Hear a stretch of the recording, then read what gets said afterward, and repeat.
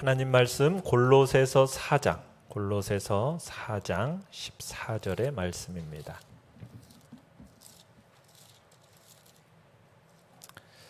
골로새서 4장 14절 328페이지 골로새서 4장 14절 한 절만 같이 읽도록 하겠습니다. 시작. 사랑을 받는 의사 누가와 또 데마가 너희에게 문안하느니라. 아멘.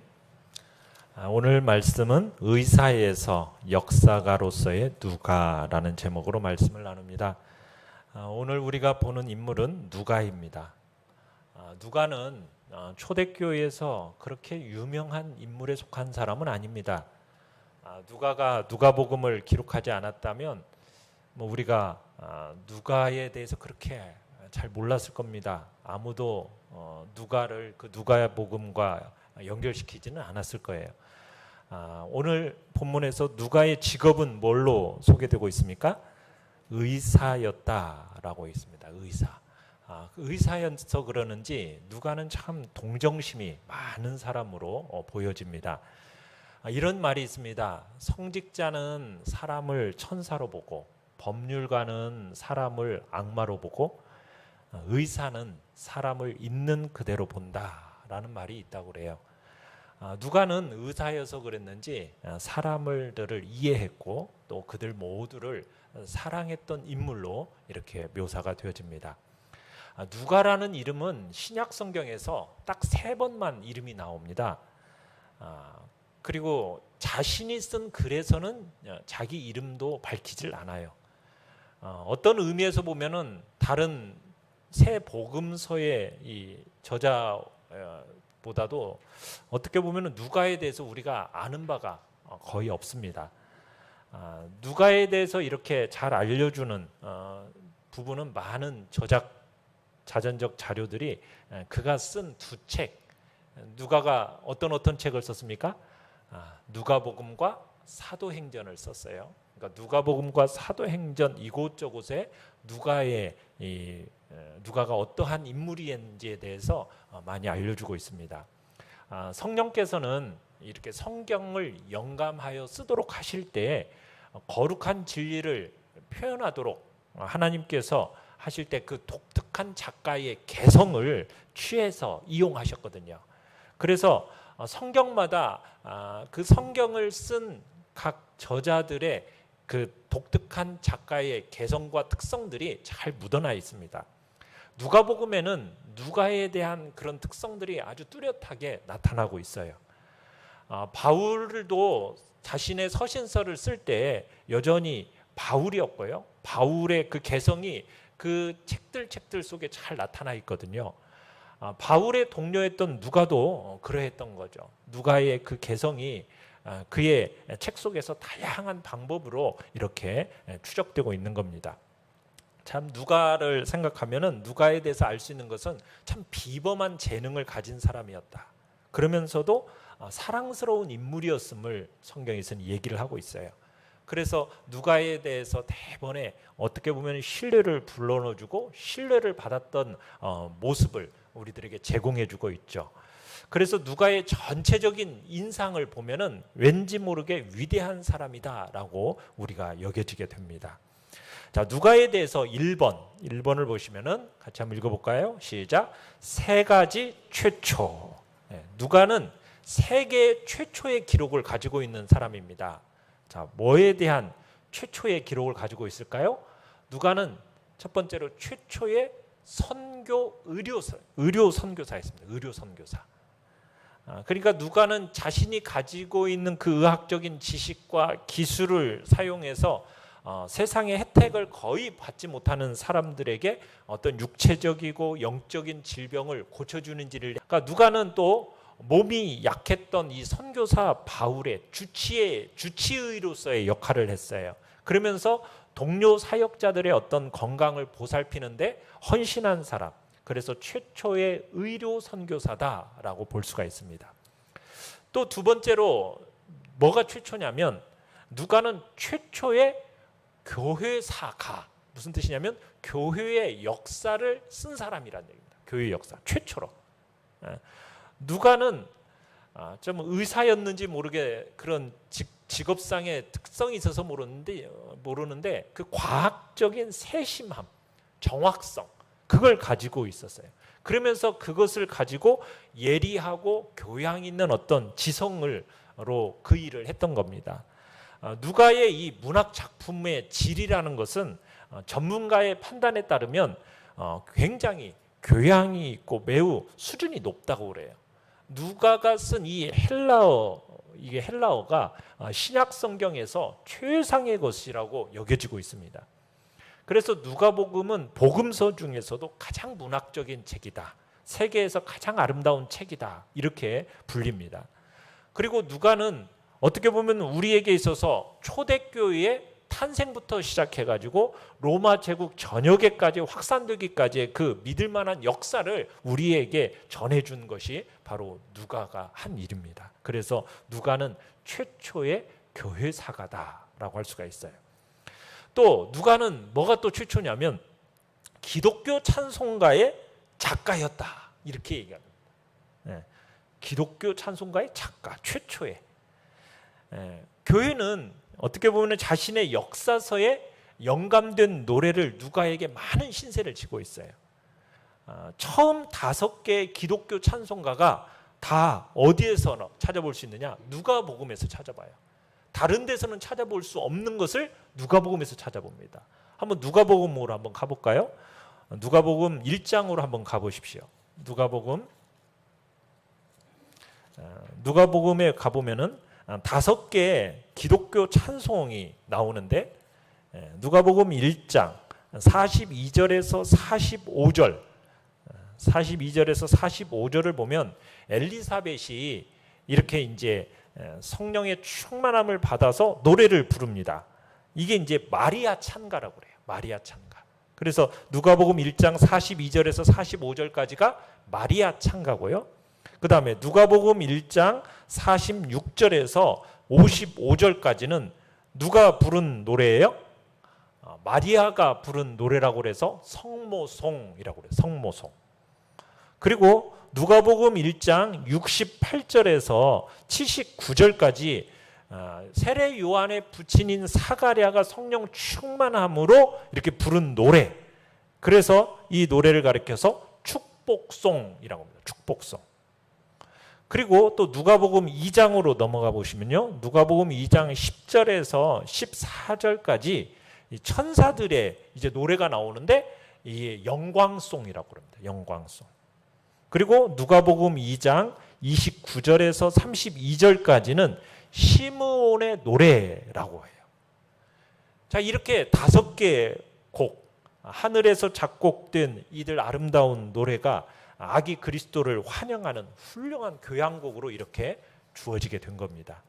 그러니까 누가복음의 앞부분에서 바로 그리스도의 탄생시 천사의 그 합창소리, 이 합창소리가 밤하늘에 그냥 밤하늘을 휩쓸고 지나가는 것을 우리가 읽지 않습니까? 자, 누가복음 2장 13절 14절을 우리 같이 한번 읽어볼까요? 시작. 호련히 수많은 천군이 그 천사와 함께 하나님을 찬송하며 이르되 지극히 높은 곳에서는 하나님께 영광이요 땅에서는 하나님이 기뻐하신 사람들 중에 평화로다. 자, 그러니까 정말 한밤중에 천사들의 예수 그리스도의 탄생을 알리는 그런 찬송이 울려 퍼지죠. 그런데 누가복음 맨 마지막 부분이요. 맨 마지막 부분에 누가복음 24장 52절로 53절에서는 예수님의 제자들이 크게 기뻐하면서 예루살렘에 돌아와 성전에 머물며 하나님을 찬양했다라는 기사를 읽게 돼요. 자, 같이 한번 읽어볼까요? 누가복음 24장 52절 53절 시작. 그들이 그에게 경배하고 큰 기쁨으로 예루살렘에 돌아가 늘 성전에서 하나님을 찬송하니라. 그러니까 누가복음은 어떻게 보면은 노래와 찬양과 기쁨이라는 특색이 계속해서 누가의 글에서 두드러지게 나타나고 있는 거죠. 그러니까 누가는 최초의 뭐라고요? 기독교 찬송가 작가로서 이렇게 보여진다는 얘기입니다. 그러니까 누가는요, 굉장히 다양한 재능과 업적을 보여줘요. 그러니까 누가처럼 과학적인 사고, 또 예술적인 기질, 이게 함께 나타나는 사람이 거의 없어요. 근데 누가는 그렇더라는 거예요. 누가는 어떻게 보면 언어를 사용하는 예술가였다, 이렇게 표현되어집니다. 그러니까 누가의 능력이 그의 글에서 이렇게 나타나거든요. 누가는 어떻게 보면 학문적인 역사잖아요. 역사를 서술을 하는 데 있어서 그 형태가 아주 세련돼요. 그러면서도 세련되면서도 대중들에게 일상적인 언어로서 어렵지 않게 그것들을 변경한 사람이 바로 누가인 겁니다. 그러니까 누가의 이 생생한 설명, 그러면서도 고정 산문을 똑같이 용이하게 썼던 사람, 참 누가라는 사람이 참 대단한 사람이에요.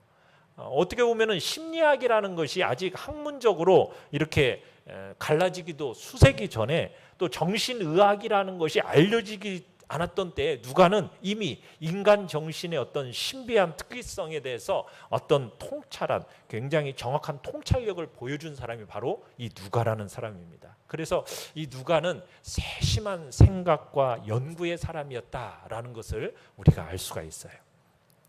자, 그런 누가에 대해서 2번 같이 한번 읽어볼까요? 시작. 지칠 줄 모르는 선교사.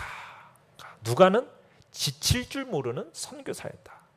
자, 우리가 앞에서 누가의 노래와 그 시에 대해서 그 관심을 살펴봤는데, 그의 타고난 재능과 그 은혜에 더해서 누가는 지칠 줄 모르는 선교사였어요. 누가가 누구와 함께 여행을 다녔어요? 바울하고 함께 많은 선교 여행을 다녔어요. 그러면서 또 여러 성장하는 교회도 함께 가게 되었던 겁니다. 자, 고린도후서 8장 18절을 우리 같이 한번 읽어보겠습니다. 앞에 같이 한번 읽어보죠. 시작. 또 그와 함께 그 형제를 보내었으니 이 사람은 복음으로써 모든 교회에서 칭찬을 받는 자요. 이게 이제 누가에 대한 평가입니다. 그러니까 이 사람, 누가에게서 이 사람은 의사요, 역사가요, 시인이요, 예술가요, 선교사, 그리고 세상에서 가장 위대한 선교사의 가장 훌륭한 친구, 그런 모습을 우리는 보게 되는 거죠. 제롬이라는 사람, 또 유세비우스라는 사람이 있는데 누가에 대해서 이렇게 얘기를 했습니다. 누가는 수리아 안디옥 출신일 거다. 그리고 누가는 유대인이 아닙니다. 유대인이 아닌 사람으로서 유일하게 신약 성경을 기록한 사람이에요. 그래서 4세기경에 이 유세비우스라는 사람이 누가에 대해서, 누가는 출신은 안디옥 출신이고 직업은 의사고, 그리고 바울의 오랜 동료로서 2권의 책에 그가 얻은 영혼 치료의 신뢰를 남겼다, 이렇게 말을 했어요. 자, 누가는 그러면 어디서 교육을 받았고 어디서 의사 수업을 받았을까요?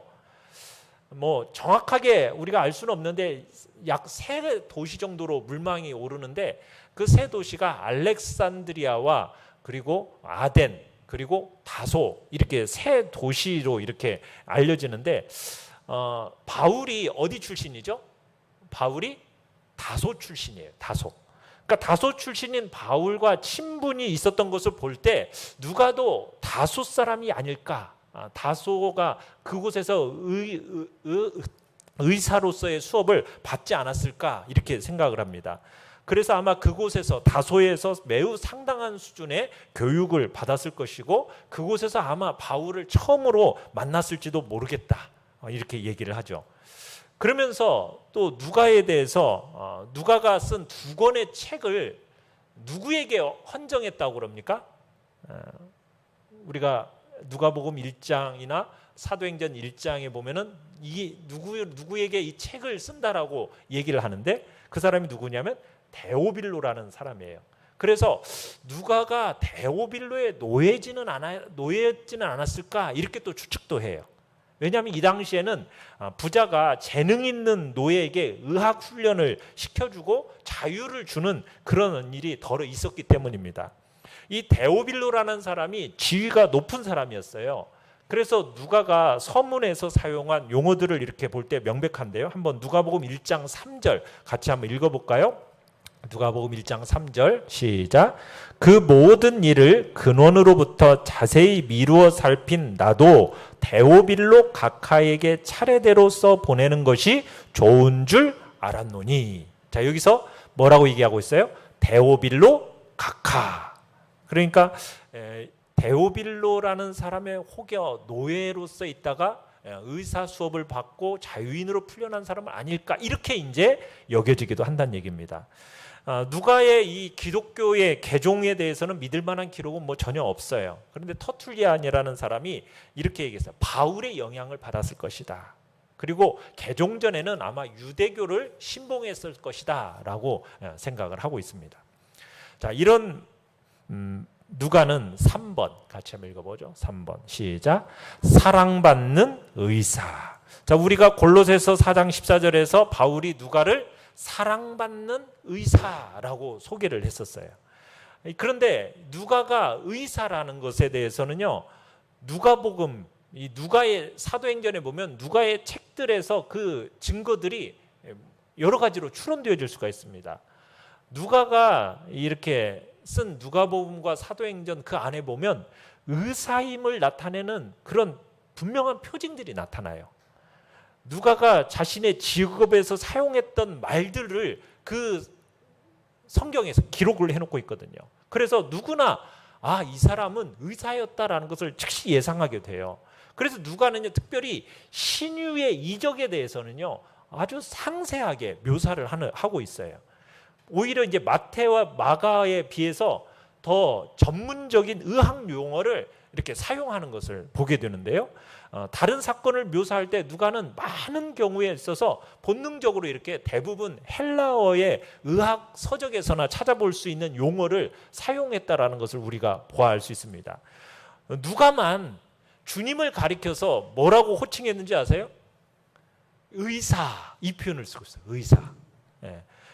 자기 호칭을 암시하는 의사라는 표현을 이렇게 우리에게 전해주고 있어요. 누가복음 4장 23절 같이 한번 읽어볼까요?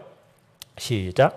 예수께서 그들에게 이르시되 너희가 반드시 의사야 너 자신을 고치라 하는 속담을 인용하여 내게 말하기를 우리가 들은 바 가버나움에서 행한 일을 내 고향 여기서도 행하라 하리라.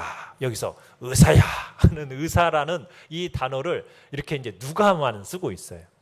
또 중풍병자를 이렇게 기술할 때도요, 누가만 전문적인 의학 용어를 사용하고 있고 마태와 마가는 그냥 똑같은 문맥 속에서도 대중적인 표현을 사용합니다. 또 혈루증 있는 여자 아시죠? 혈루증 있는 여자의 기사에서 누가는 이 세부 증세를 이렇게 의학적으로 기록해요. 자, 누가복음 8장 43절에 44절 같이 한번 읽어보겠습니다. 시작. 이에 12해를 혈루증으로 앓는 중에 아무에게도 고침을 받지 못하던 여자가 예수의 뒤로 와서 그의 옷가에 손을 대니 혈루증이 즉시 그쳤더라. 자, 여기서 앓은 지 12년이나 되는 이 고질병이어서 고침을 받지 못했던 이 여인이 유출이 그쳤다. 이 혈루증이 그쳤다. 여러분, 이 말이요, 그냥 우리는 그냥 그쳤나 보다 이렇게 생각하는데 이게 의학적인 용어라는 거예요. 그래서 의학의 아버지인 히포크라테스라는 사람이 똑같은 용어를 사용했다라는 거죠. 그래서 의학적인 용어들을 곳곳에서 사용하고 있어요. 또 흥미있는 또 의학적인 특징이 또 뭐가 있냐면 누가복음 18장 25절, 누가복음 18장 25절 같이 한번 읽어보죠. 시작. 낙타가 바늘귀로 들어가는 것이 부자가 하나님의 나라에 들어가는 것보다 쉬우니라. 자, 이 말씀이 이렇게 마태 마가에도 나오는데 누가는요 다른 두 복음서 기자들과는 다른 단어를 사용해요. 여기서 누가가 사용한 이 바늘 있잖아요. 바늘. 이 바늘이 수술용 바늘을 의미한대요. 수술용 바늘. 그리고 귀라고 그러죠. 바늘귀, 귀. 이 귀라는 것이 몸에 난 작은 구멍, 또 어떤 종류이든 구멍에 해당하는 어떤 의학 용어를 쓰고 있다는 거예요. 또 율법사에게 예수님께서 이렇게 말씀하실 때 이런 말씀을 하셨어요. 누가복음 11장 46절에서 이런 말씀을 썼는데 시작. 너희는 한 손가락도 이 짐에 대지 않는도다. 여기서 짐에 손가락을 대지 않는다. 이 표현을 쓸 때 누가는 어떤 단어를 사용했냐면 촉진이라는 단어. 촉진이 뭔지 아시죠? 손으로 만져서 이렇게 진찰하는 것, 촉진. 이 단어를 사용해 가지고 이걸 글을 썼다라는 거예요. 참 그러니까 누가는 이 성경 내에 쓰면서 의학적인 용어들을 사용을 하면서 이렇게 성경을 썼던 거예요. 또 누가는 이 의학의 기술을 사도행전 맨 끝에 보면은 이제 폭풍이 나가지고 멜리데라는 섬에 이렇게 도착하게 되잖아요. 거기서 이제 보블리오라는 사람의 부친이 바울의 기도에 의해서 이질과 열병이 고침받는 장면이 나오는데 그 장면에서도 그렇게 생각을 하는 거죠. 누가에 의해서 치료받은 것으로 여겨진다라는 거예요. 그래서 의학적인 진단, 과학 지식 이런 분명한 흔적들이 누가가 쓴 용어 또 비유 이런 것 속에서 얘들을 우리가 볼 수 있다는 겁니다.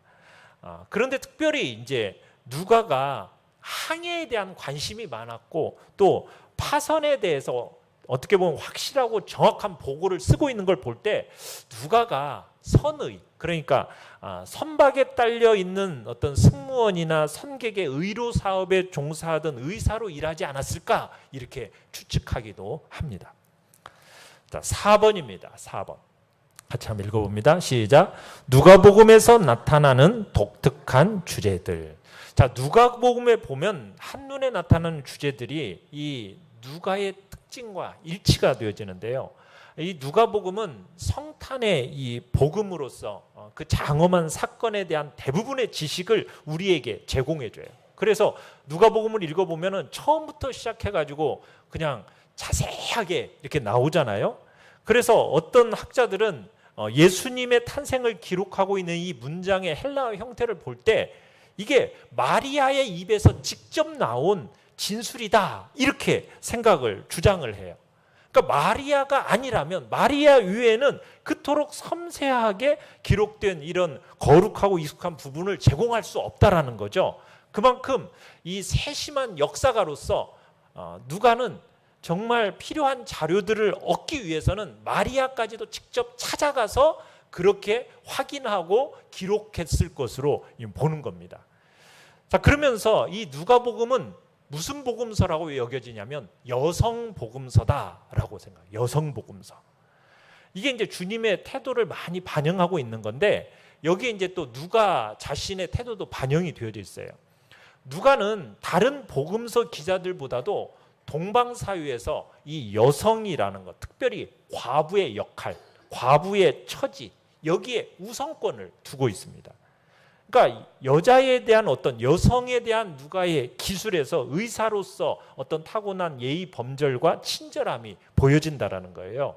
그래서 누가가 여성에게 기울인 이 존경, 관심 이게 그 당시 남성으로서의 어떤 무정함과 대조되어서 아주 뚜렷하게 드러나고 있어요. 특별히 히브리 기도문에서 랍비들은 이런 기도를 했다고 그러죠. 자신들이 여자로 태어나지 않은 것을 하나님께 감사하나이다. 이런 기도문이 있다고 그래요. 그만큼 이 유대 사회에서 여성의 위치가 굉장히 밑바닥이었는데 그에 비해서 누가는 이 여성의 위치에 대해서 가치를 굉장히 부여한 굉장히 그러니까 그 당시로는 분명히 혁명적인 참으로 글을 혁명적이었던 일이었던 거죠.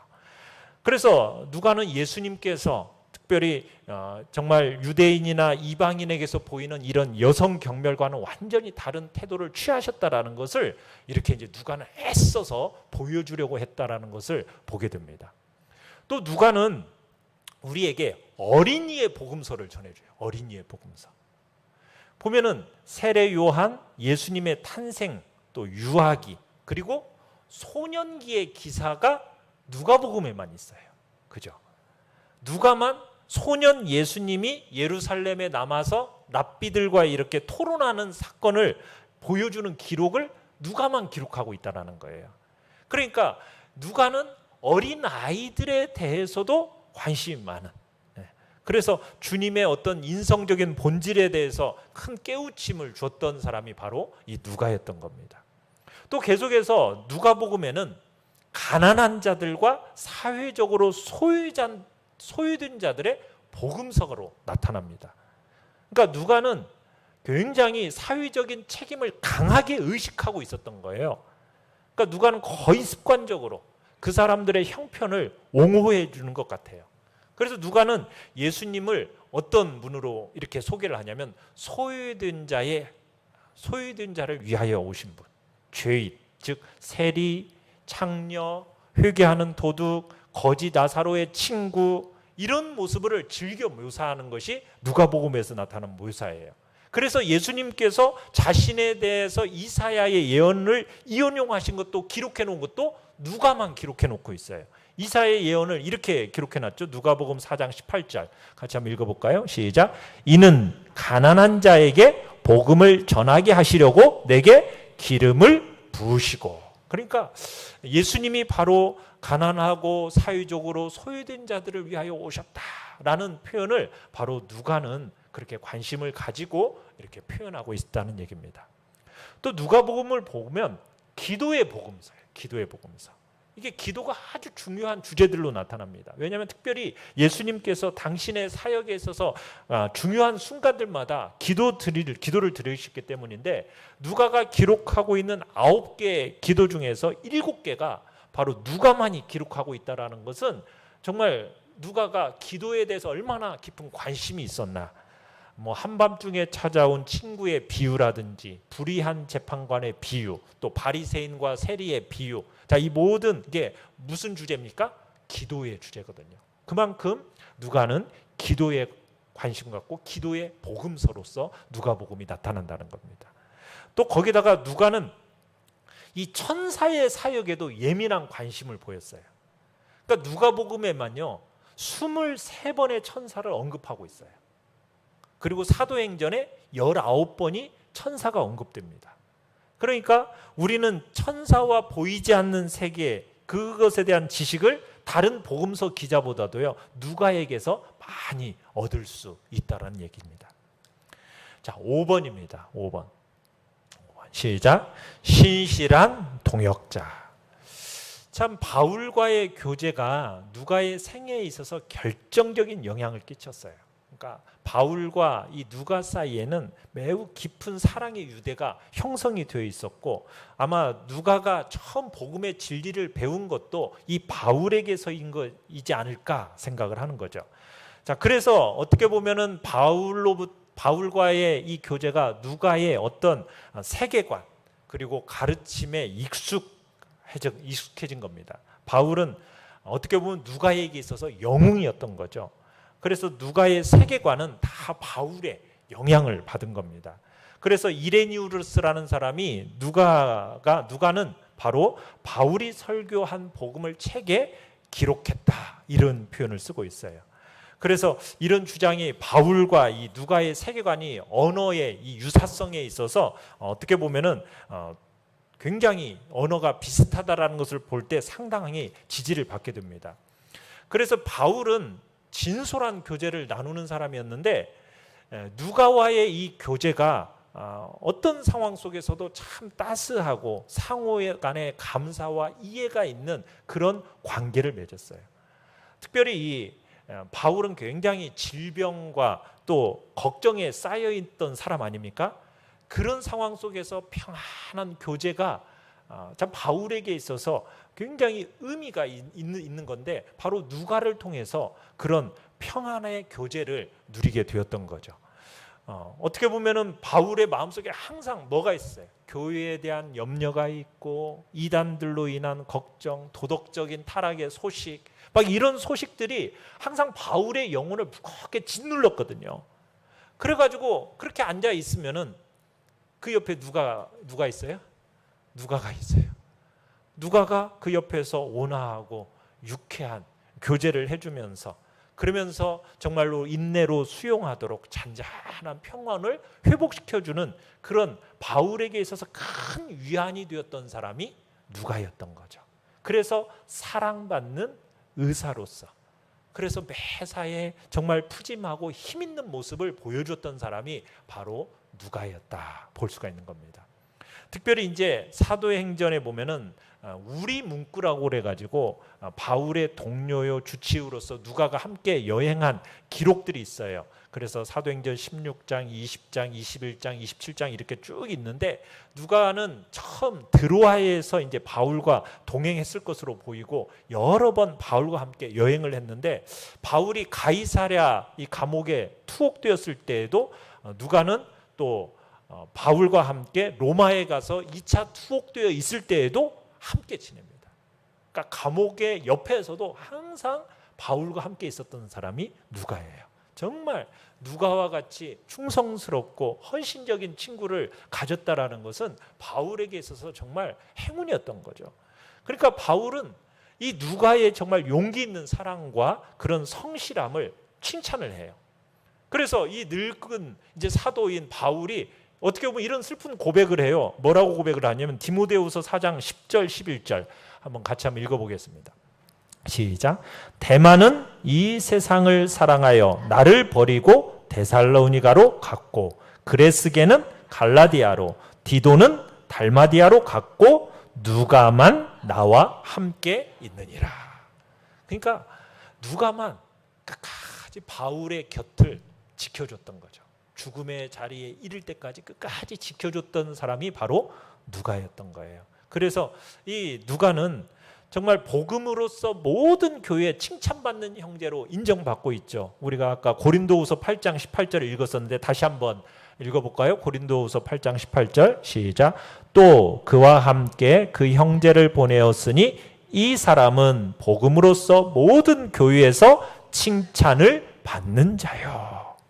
정말 복음으로서 칭찬을 받는 사람이었고 또 고린도 후서에서 헌금을 모금하고서는 권면의 글을 누구를 통해서 보내느냐? 디도와 누가를 통해서 또 전달도 해줍니다.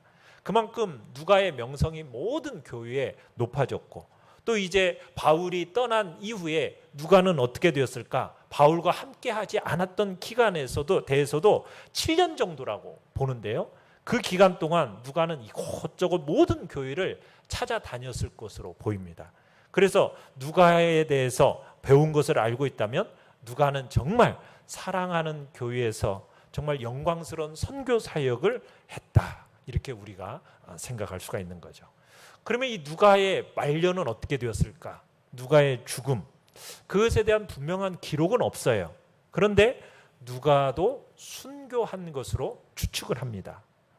에피파니우스라는 한 구절에 누가는 달마디아, 갈게아, 달마디아, 이달리아, 또 마게도냐 이런 데 전도하기를 힘썼다라고 얘기하고 또 그레고리라는 사람은 처음으로 누가가 순교자의 이름으로 이렇게 열거를 해놔요.